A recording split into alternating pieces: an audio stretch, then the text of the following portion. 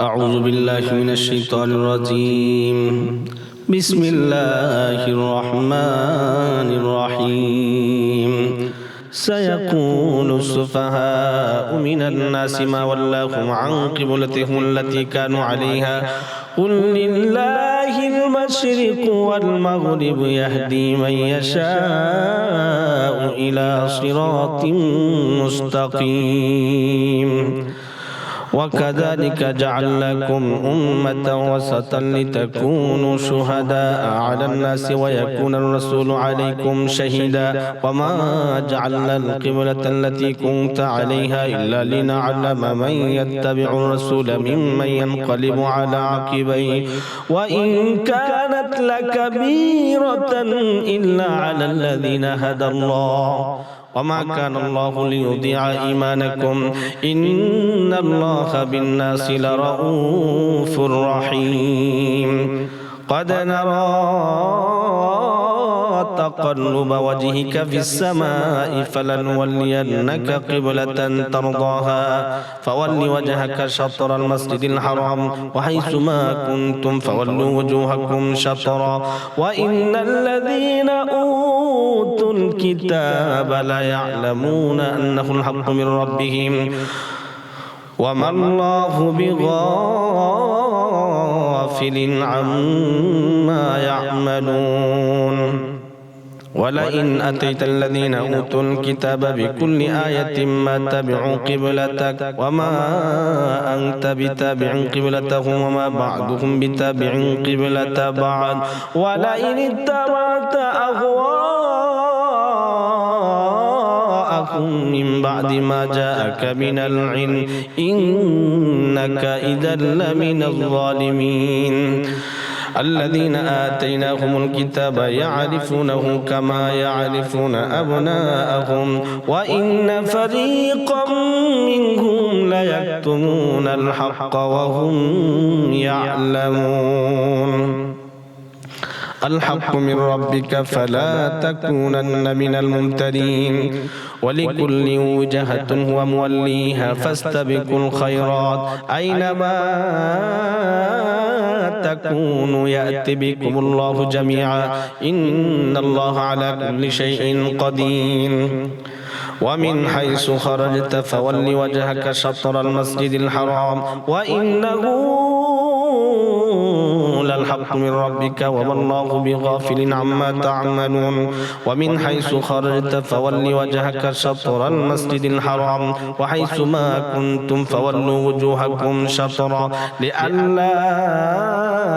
يكون للناس عليكم حجة إلا الذين ظلموا منهم فلا تخشوهم واخشوني ولأتم نعمتي عليكم ولعلكم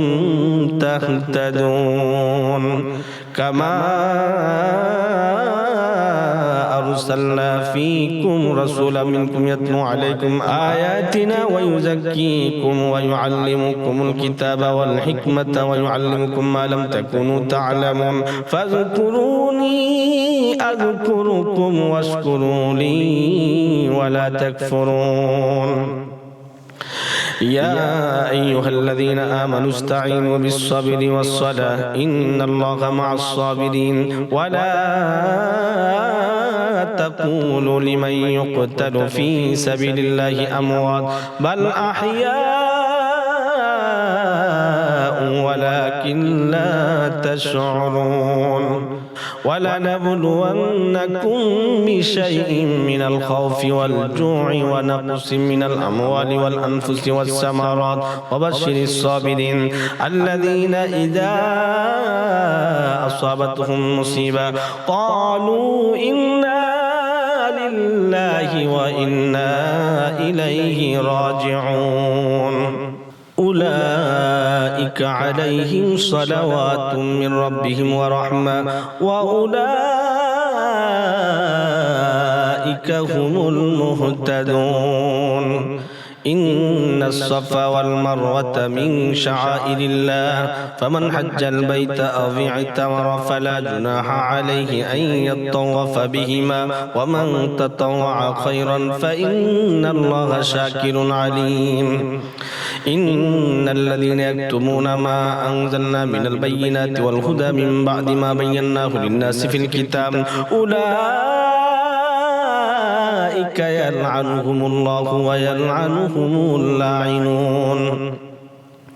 إلا الذين تابوا وأصلحوا وبينوا فأولئك أتوب عليهم وأنا التواب الرحيم إن الذين كفروا وماتوا وهم كفار أولئك عليهم لعنة الله والملائكة والناس أجمعين خالدين فيها لا يخفف عنهم العذاب ولا هم ينظرون وإلهكم إله واحد لا إله إلا هو الرحمن الرحيم إن في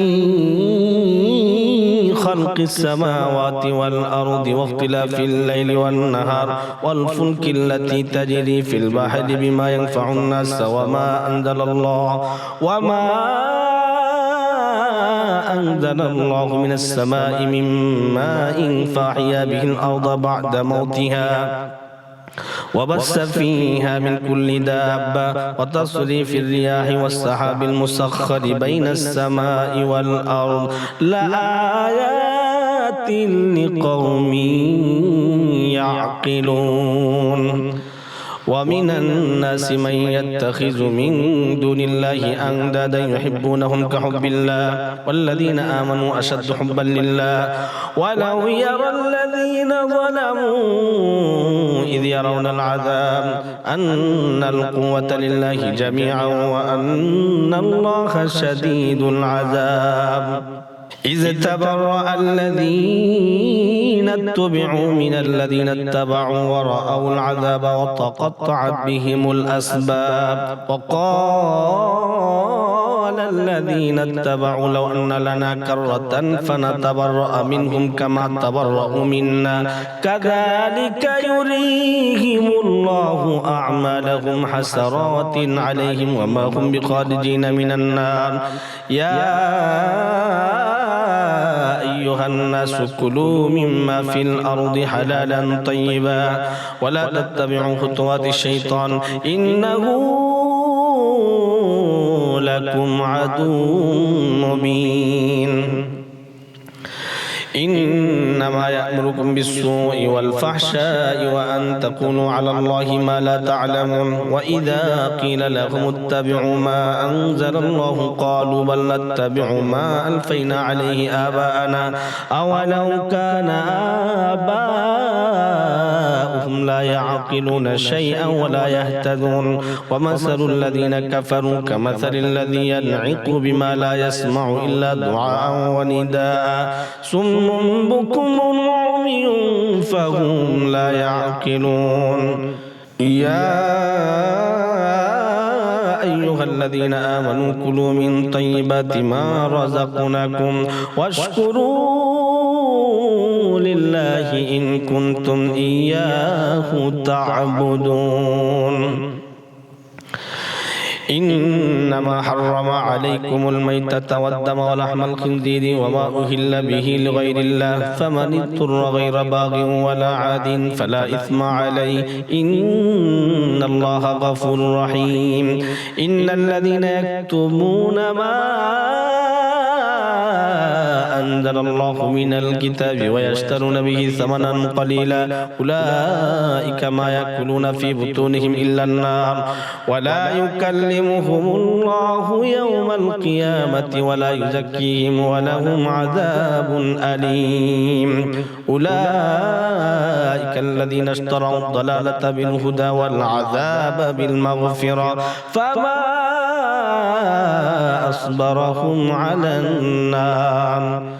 ذلك بأن الله نزل الكتاب بالحق وإن الذين اختلفوا في الكتاب لفي شقاق بعيد ليس البر أن تولوا وجوهكم قبل المشرق والمغرب ولكن البر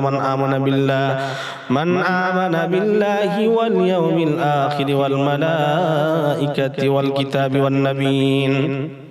وآتى المال على حبه ذوي القربى واليتامى والمساكين وابن السبيل والسائلين وفي الرقاب وأقام الصلاة وآتى الزكاة والموفون بعهدهم إذا عاهدوا والصابرين في البأساء والضراء وحين البأس أولئك الذين صدقوا وأولئك هم المتقون يا أيها الذين آمنوا كتب عليكم القصاص في القتلى الحر بالحر والعبد بالعبد والأنثى بالأنثى فمن عفي له من أخيه شيء فاتباع بالمعروف وأداء إليه بإحسان ذلك تخفيف من ربكم ورحمة فمن اعتدى بعد ذلك فله عذاب أليم ولكم في القصاص حياة يا أولي الألباب لعلكم تتقون كتب عليكم إذا حضر أحدكم الموت إن ترك خيرا للوصية للوالدين والأقربين بالمعروف حقا على المتقين فمن بدله بعدما سمعه فإنما اسمه على الذين يبدلون إن الله سميع عليم فمن خاف من موص جنفا أو إثما فأصلح بينهم فلا إثم عليه إن الله غفور رحيم يا أيها الذين آمنوا كتب عليكم الصيام كما كتب على الذين من قبلكم لعلكم تتقون أياما معدودات فمن كان منكم مريضا أو على سفر فعدة من أيام أخر وعلى الذين يطيقونه فدية طعام مسكين فمن تطوع خيرا فهو خير له وأن تصوموا خير لكم إن كنتم تعلمون شهر رمضان الذي أنزل فيه القرآن هدى للناس وبينات من الهدى والفرقان فمن شهد منكم الشهر فليصم ومن كان مريضا أو على سفر فعدة من أيام أخر يريد الله بكم اليسر ولا يريد بكم العسر ولتكملوا العدة ولتكبروا الله على ما هداكم ولعلكم تشكرون وإذا سألك عبادي عني فإني قريب أجيب دعوة الداعي إذا دعان فليستجيبوا لي وليؤمنوا بي لعلهم يرشدون أحل لكم ليلة الصيام الرفث إلى نسائكم هن لباس لكم وأنتم لباس لهن علم الله أنكم كنتم تختانون أنفسكم فتاب عليكم وعفا عنكم فالآن باشروهن وابتغوا ما كتب الله لكم وكلوا واشربوا حتى يتبين لكم الخيط الأبيض من الخيط الأسود من الفجر ثم أتموا الصيام إلى الليل ولا تباشروهن وأنتم عاكفون في المساجد تلك حدود الله فلا تقربوها كذلك يبين الله آياته للناس لعلهم يتقون ولا تأكلوا أموالكم بينكم بالباطل وتدلوا بها إلى الحكام لتأكلوا فريقا من أموال الناس بالإثم وأنتم تعلمون يسألونك عن الأهلة قل هي مواقيت للناس والحج وليس البر بأن تأتوا البيوت من ظهورها ولكن البر من اتقى وأتوا البيوت من أبوابها واتقوا الله لعلكم تفلحون وقاتلوا في سبيل الله الذين يقاتلونكم ولا تعتدوا إن الله لا يحب المعتدين واقتلوهم حيث ثقفتموهم وأخرجوهم من حيث أخرجوكم والفتنة أشد من القتل ولا تقاتلوهم عند المسجد الحرام حتى يقاتلوكم فيه فإن قاتلوكم فاقتلوهم كذلك جزاء الكافرين فإن انتهوا فإن الله غفور رحيم وقاتلوهم حتى لا تكون فتنة ويكون الدين لله فإن انتهوا فلا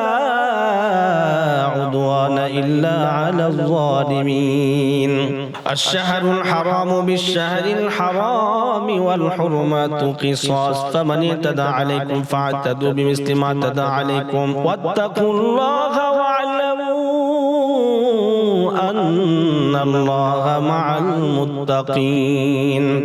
وأنفقوا في سبيل الله ولا تلقوا بأيديكم إلى التهلكة وأحسنوا إن الله يحب المحسنين وأتموا الحج والعمرة لله فإن أحسرتم فما استيسر من الهدي ولا تحلقوا رؤوسكم حتى يبلغ الهدي محله فمن كان منكم مريضا أو به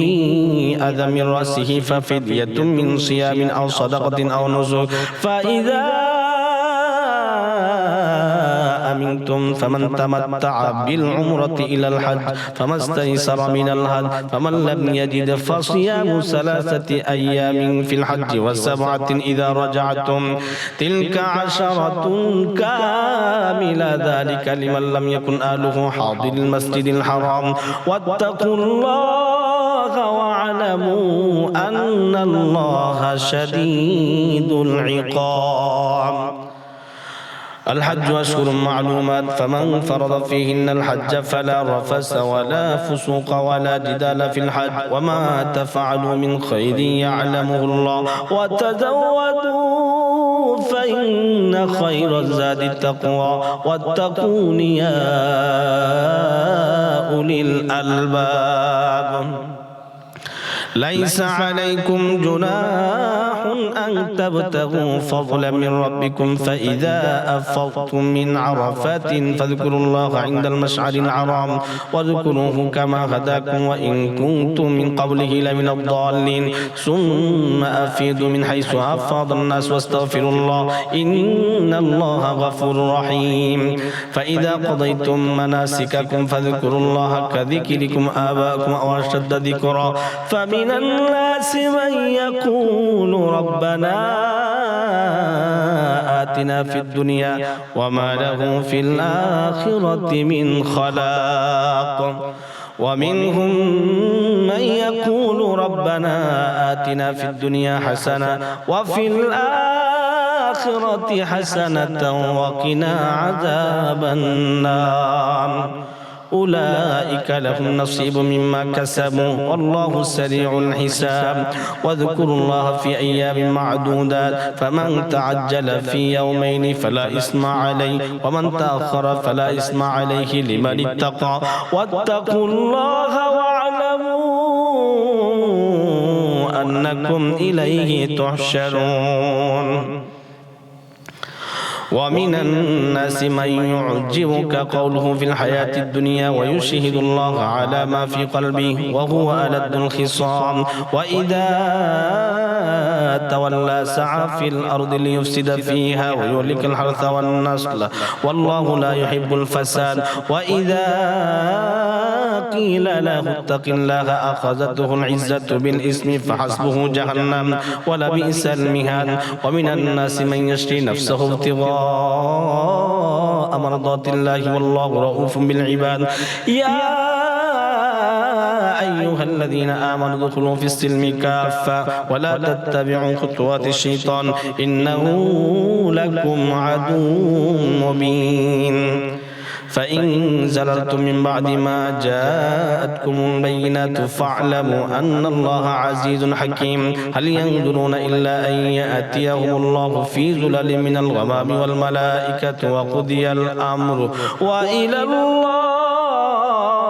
ترجع الأمور سل بني إسرائيل كم آتيناهم من آيات بينات ومن يبدل نعمة الله من بعد ما جاءته فإن الله شديد العقاب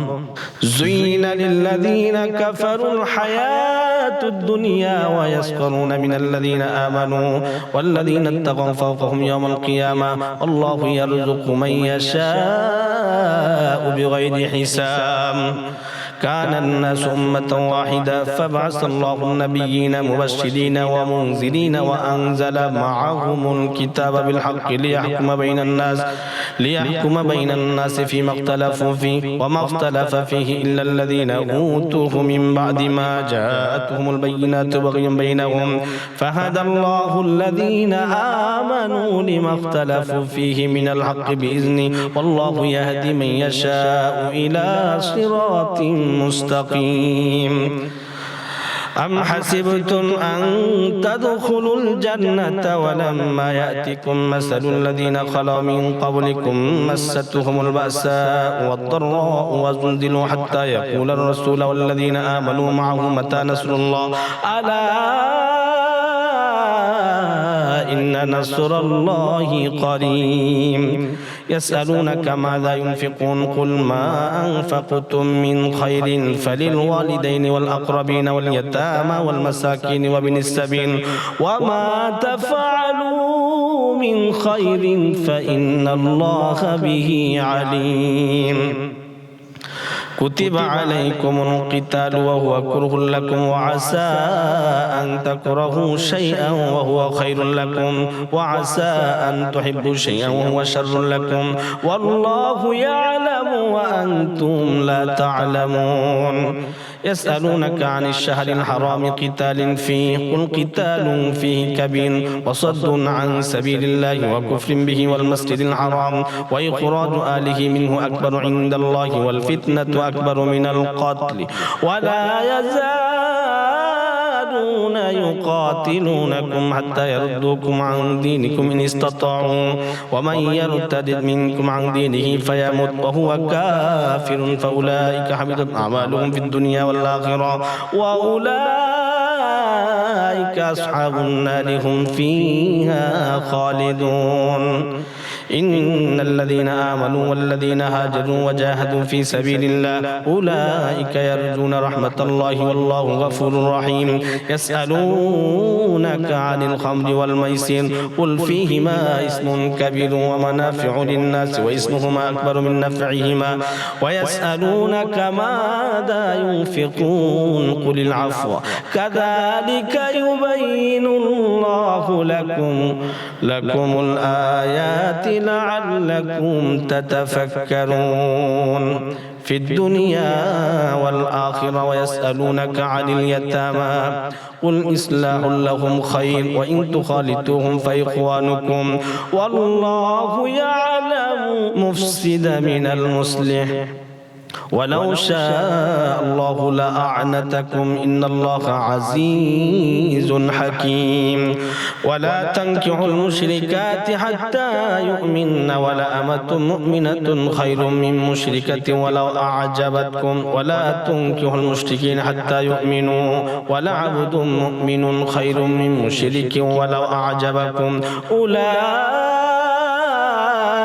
يدعون إلى النار والله يدعو إلى الجنة والمغفرة بإذنه ويبين آياته للناس لعلهم يتذكرون ويسألونك عن المحيض قل هو أذى فاعتزلوا النساء في المحيض ولا تقربوهن حتى يطهرن فإذا تطهرن فاتوهن من حيث أمركم الله إن الله يحب التوابين ويحب المتطهرين نساؤكم حرث لكم فأتوا حرثكم أن شئتم وقدموا لأنفسكم واتقوا الله واعلموا أنكم ملاقوه وبشر المؤمنين ولا تجعلوا الله عرضة لأيمانكم أن تبروا وتتقوا وتصلحوا بين الناس والله سميع عليم لا يؤاخذكم الله باللغو في أيمانكم ولكن يؤاخذكم بما كسبت قلوبكم والله غفور حليم للذين يؤلون من نسائهم تربص 4 أشهر فإن فاءوا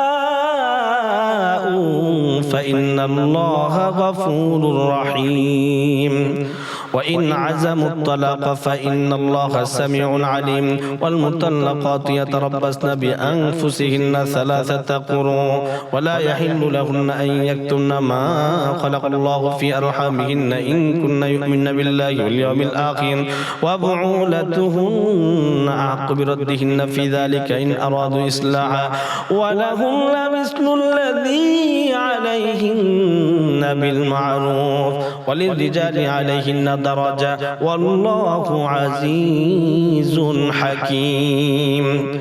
الطلاق مرتان فإمساكم بمعروف أو تسريح بإحسان ولا يحل لكم أن تأخذوا مما آتيتموهن شيئا إلا أن يخافا ألا يقيما حدود الله فإن خفتم ألا يقيما حدود الله فلا جناح عليهما فيما افتدت به تلك حدود الله فلا تعتدوها ومن يتعد حدود الله فأولئك هم الظالمون فإن طلقها فلا تحل له من بعد حتى تنكح زوجا غيره فإن طلقها فلا جناح عليهما أن يتراجعا إن ظنا أن يقيما حدود الله وتلك حدود الله يبينها لقوم يعلمون وإذا طلقتم النساء فبلغن أجلهن فأمسكوهن بمعروف أو سرحوهن بمعروف ولا تمسكوهن ضرارا لتعتدوا ومن يفعل ذلك فقد ظلم نفسه ولا تتخذوا آيات الله هزوا واذكروا نعمة الله عليكم وما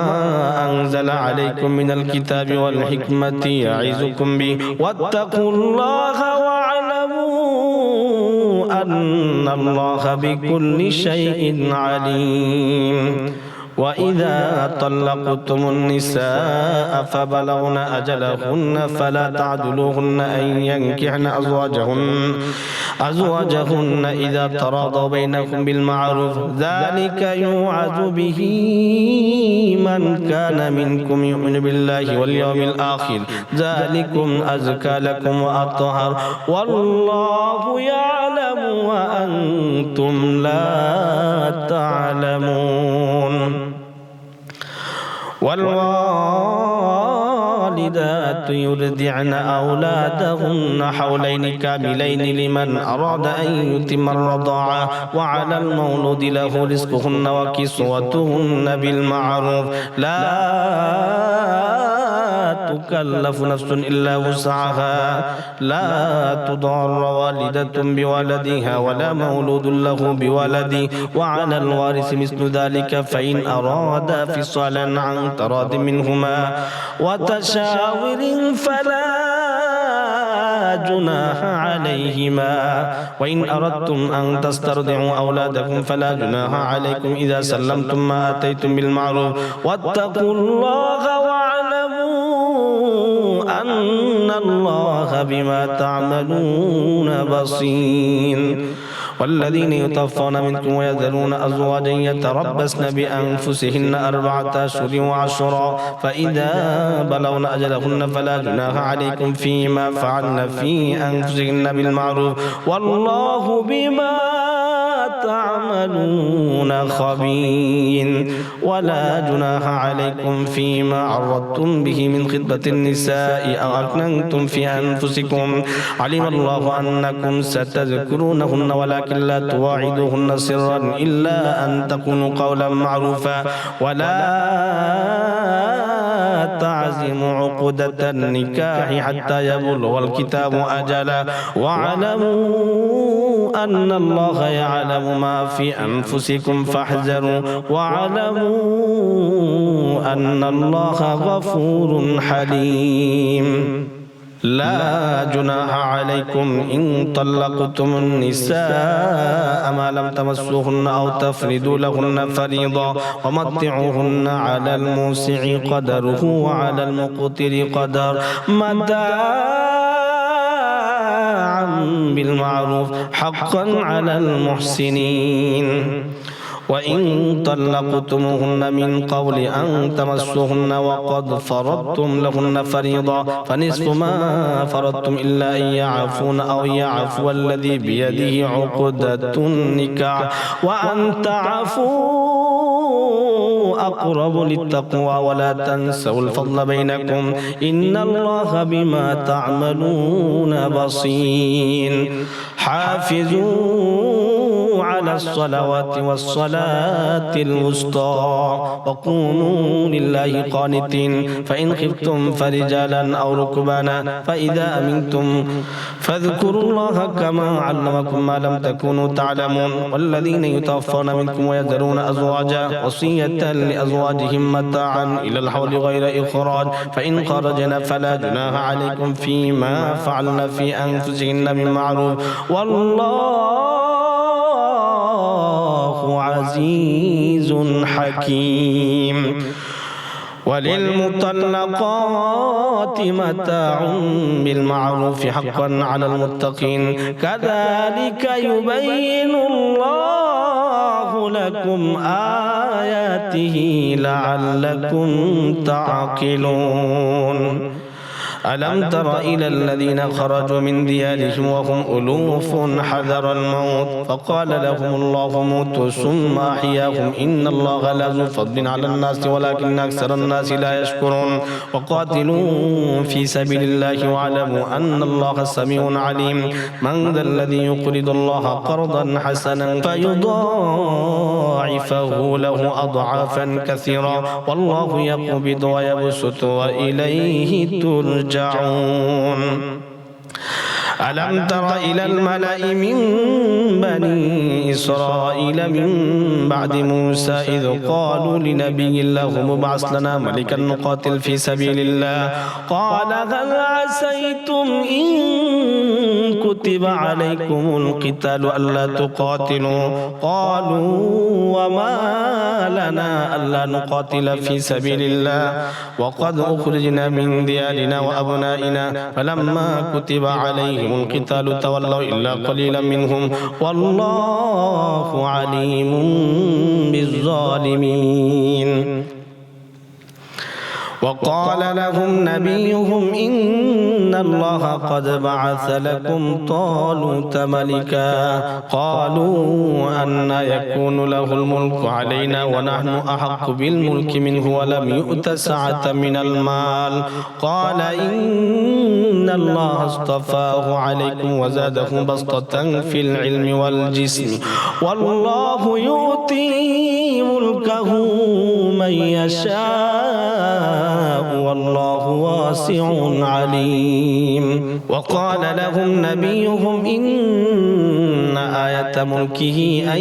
يأتيكم التابوت فيه سكينة من ربكم وبقية مما ترك آل موسى وآل هارون تحمله الملائكة إن في